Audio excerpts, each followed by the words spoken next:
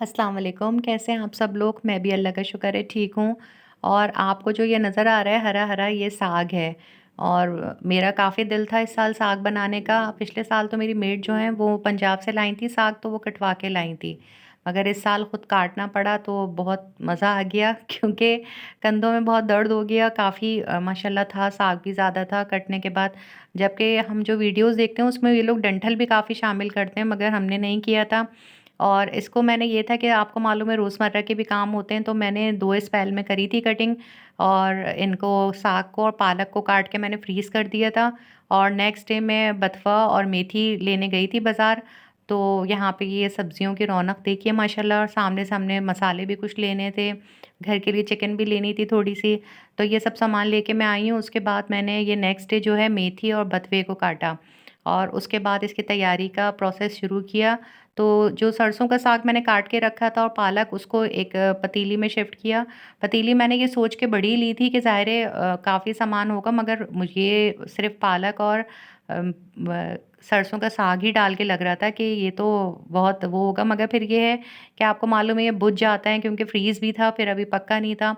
तो ये उसके अलावा यही थी उम्मीद कि ये बुझ जाएगा। तो पहले ये सोचा कि खाली इनको चूल्हे पे रखते हैं, ये थोड़ा बुझ जाएँगे तो बाकी जो चीज़ें हैं वो बाद में शामिल करेंगे। और ये देखिए आप सर्दियों में ग्लेशियर जो है उसके मज़े लीजिए कि ये जो एक चट्टान पे चट्टान हमने रखी है और फिर इंशाल्लाह इसको आपको पिघलते हुए भी दिखाएँगे। तो उस पे ये कि इनको चूल्हे पे रखा फिर, तो ये थोड़ा दब जाएगा तो उसके बाद मैं इसके अंदर स्पाइस शामिल करूँगी। और मसालों के अंदर बिल्कुल नॉर्मल ही मसाले लिए मैंने। और टमाटर जितने आपको नज़र आ रहे हैं इतने नहीं डालूँगी मैं, इसके अंदर 4-5 टमाटर डालूँगी बस। और इसके अलावा ये कि इनको चूल्हे पे रखा है और फिर इसका यही कोशिश कर रहे थे कि पानी नहीं डाला था मैंने इसमें, क्योंकि पानी का ये था कि ज़ाहिर है जब फ्रीज़ थे तो, और वैसे भी ऐसी सब्ज़ियाँ अपना भी काफ़ी पानी छोड़ती हैं। तो इस वजह से मैंने इसको चूल्हे पे रख दिया था कि ये थोड़ा-सा बुझना शुरू होगा, फिर इसके अंदर मैं ये बथुआ और मेथी को डालूँगी। और इसी तरह जो बाकी मसाले भी हैं वो डालेंगे। तो उसके बाद ये है कि टमाटर जो हैं वो मैंने इसके अंदर ग्राइंड करके डाले थे, क्योंकि साबुत टमाटरों का भी एक मसला होता है कि उनके छिलके नज़र आते हैं और ये सब चीज़ें रहती हैं। तो इसका जो पहाड़ है इसको मैंने कोशिश करी खुद अपने हाथ से भी तोड़ने की, क्योंकि ये जो है वो काफ़ी देर में हो नहीं रहा था। तो उसके बाद ये कि ये बुझ गया है। अब इसके बाद इसमें मैं मसाले शामिल करूँगी, क्योंकि ज़ाहिर है जो पक रहा होगा जितना उसके अंदर टेस्ट आता रहेगा मसालों का भी। तो इसमें जो हमने रखे थे मिर्चें, हल्दी और नमक ये डाला है। और इसके अलावा लहसुन, अदरक और हरी मिर्चें जो थी वो भी डाल दी हैं, क्योंकि मसालों के आपस में जो आ भी जाते हैं ना पालक के अंदर और साग के अंदर आएगा इसका फ्लेवर, वो भी आ जाएगा। फिर ये थोड़ा-सा इसको मैंने पानी नहीं डाला था, तो मैं इस वज़ह से इसको ऊपर-नीचे खुद कर रही थी कि साग को, कि ताकि ये थोड़ा-सा लगे नहीं नीचे, वरना अगर इसी तरह छोड़ देंगे और पानी नहीं डाला हुआ है तो साग नीचे से लग भी जाता है। तो ये थोड़ी-सी जब बुझ जाएगा तो फिर इसके अंदर जो बाकी चीज़ें हैं बथुआ और मेथी वो जब शामिल करूँगी मैं। तो अब पतीली में थोड़ी जगह बनती हुई नज़र आ रही है, तो उसके बाद मैंने ये दोनों चीज़ें भी इसके अंदर शामिल कर दी हैं। और इसका जो आप समझिए कि अफ़ादियत अगर देखते हैं तो सर्दियों में आता है साग ना, तो इसकी जो सारे फ़ायदे आप देखेंगे वो सर्दियों के मुतालिक ही हैं कि ये जिस्म को ताकत भी देता है, गर्मी भी पहुँचाता है। और ज़ाहिर है आपको मालूम है ये चीज़ ऐसी है कि कोई पेट भर के तो खाता नहीं है, एक साइड डिश ही होती है। जो गाँव वगैरह की रेसिपीज़ देखते हैं वो लोग तो मकई की रोटी के साथ खाते हैं, तो ये एक पूरी मुकम्मल ग़िज़ा बन जाती है। और यहाँ तो कराची में तो ज़ाहिर है ये चीज़ें एक साइड डिश तौर पे इस वजह से हैं कि लोगों का नहीं है ये टेस्ट यहाँ पे ना कि खाली साग और रोटी खा लें, कोई ना कोई दूसरी चीज़ हो तो उसके साथ ही खाएँगे। ये दोनों चीज़ें जब मिक्स हो गई थी तो उसके बाद इसमें मैंने टमाटर ग्राइंड करके डाले थे। और इस पे मैंने चॉप ये चलाई थी मशीन, मगर मशीन का इम्तिहान नहीं लिया था, क्योंकि ज़ाहिर है मैं आपको तो नहीं दिखा सकती कि इसको कितनी देर रोका था फिर चलाया था। मगर ये कि प्लीज़ मशीनों का इम्तिहान मत लीजिएगा, कि क्योंकि चाहे इनकी वारंटी हो या गारंटी हो, ये फिर जल जाएँगी। तो इसको मैंने इसी तरह था कि 2 मिनट चला के फिर रोक दिया, फिर 2 मिनट चला के रोक दिया। इसमें ज़रा टाइम तो लगा, मगर आपको मालूम है कि ज़्यादा उसके अंदर ये भी चीज़ें हैं ना कि आप लगातार करते रहेंगे तो उसमें भी थक जाते हैं। तो इनको थोड़ी देर रोक के फिर मैं कोई और काम कर लिया करती थी, फिर इसके बाद थोड़ा-सा चलाती थी। तो ये अच्छा-सा पेस्ट बन गया था। अच्छा वैसे जब मैं पिछले साल बनाए था इससे पहले भी साग, तो मैं इसमें किसी किस्म का भी आटा नहीं शामिल करती थी। मगर मैं काफ़ी रेसिपीज़ में देख रही थी कि वो लोग शामिल करते हैं, तो इस साल मैंने भी एक्सपीरियंस किया है कि मैंने इसमें थोड़ा-सा मकई का आटा शामिल किया है। अच्छा, ये जो साग बनाने का होता है, इसमें किचन में बहुत मैस फैल जाता है क्योंकि ज़ाहिर है बर्तन वग़ैरह बहुत चीज़ें होती हैं। तो जो इसको मैंने ग्राइंड करा था, फिर इसको ग्राइंड करके मैंने एक छोटी पतीली में शिफ्ट कर दिया था। फिर इसके अंदर ही मैंने बघार बनाया था क्योंकि फाइनली तो हमें जो मिलाने के लिए तो बड़ी जगह चाहिए। तो फिर इसी पतीली में मिलाऊँगी, तो मैंने इसको ग्राइंड करके और फिर इसको एक छोटी पतीली में शिफ्ट किया था और मकई का आटा शामिल करा था इसके अंदर। फिर इसके बाद ये कि बघार की तैयारी शुरू करी थी। अच्छा, ये कि जो पालक होती है उसकी आप चाहे जितना ही उसके अंदर मसाले या मेहनत कर लें, उसकी एक ख़ास किस्म की स्मेल होती है। तो इसका जो करिएगा बघार का, वो घी में ही करिएगा, क्योंकि घी जो है वो इसकी जो स्मेल होता है उसको थोड़ा-सा दबा देता है, और अगर तेल में करेंगे तो तेल जो है उसकी स्मेल को और उभार देता है। तो इस वजह से ये कि इसमें जो गोला मिर्चें हमारे पास थी नहीं, तो हमने घी के साथ वो भी मँगवाई हैं, और इसका बघार जो है वो घी में ही बनाइएगा। अच्छा, गोला मिर्चें हैं, प्याज़ है, लहसुन है, ये इसमें करिएगा, और थोड़ा जब ये दोनों चीज़ें प्याज़ और गोला मिर्चें थोड़ा कड़कड़ाने लगें, तो इसमें थोड़ा ज़ीरा भी डालिएगा, क्योंकि ज़ीरा तो आपको मालूम है उसकी खुशबू स्मेल जो है वो बहुत ही लाजवाब होती है और बघार में तो बहुत ही अच्छी लगती है।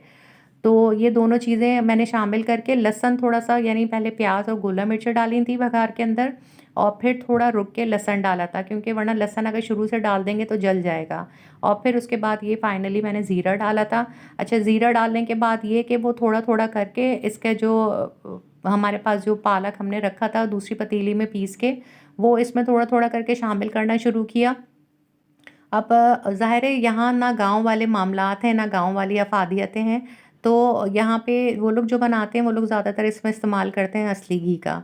हमने नॉर्मल घी का इस्तेमाल किया है, और मगर ये कि जब खाने का मौका आए, यानी जब गरम करें, तो जिनके पास भी मौजूद हो वो ऊपर से मक्खन डाल के या असली घी थोड़ा-सा उसमें गरम करके खाएँ, तो उसका भी बड़ा अच्छा टेस्ट आता है।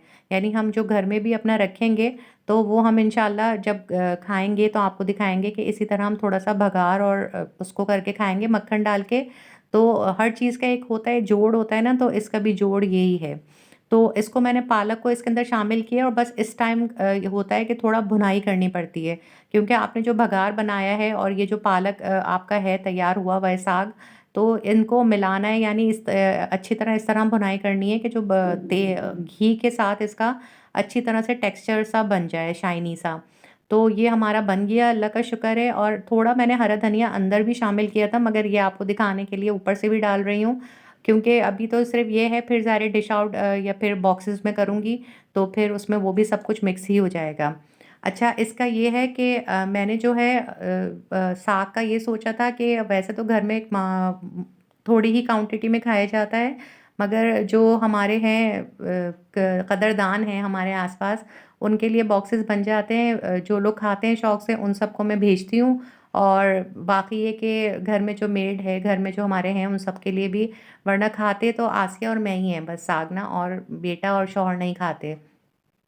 तो उसमें ये कि पहले जो हम पुराने वक़्तों का देखते हैं, अपनी नानियों का, अपनी अम्मी, अपनी ददियाल में, ननियाल में, तो पहले तो सर्दियों में ख़ास तौर पे होता था कि भई किसी ने कोई ऐसी चीज़ बनाई है, या पाए बनते थे या कोई हलवे बन रहे हैं, कुछ हैं, तो ये होता था कि भई सब जमा हो रहे हैं, या फिर सबको जमा कर लिया, जैसा जिसका हुआ, कि भई सर्दी आई है, तो ख़ास तौर पे ये होता था कि भई हाँ, इस तरह की चीज़ें बन रही हैं और खाई जा रही हैं।